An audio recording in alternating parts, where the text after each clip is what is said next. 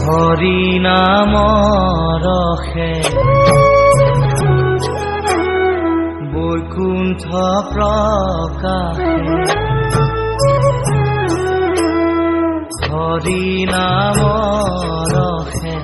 বৈকুণ্ঠ প্ৰকাশে প্ৰেম অমৃতৰ নদী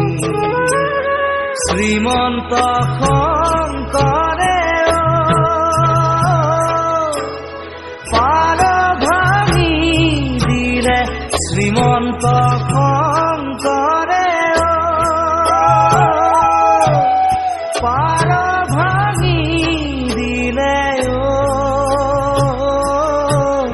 বহে ব্ৰহ্মাণ্ড কভেদি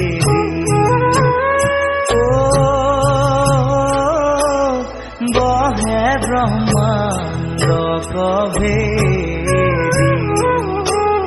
গোবিন্দৰ প্ৰেম অমৃতৰ নদী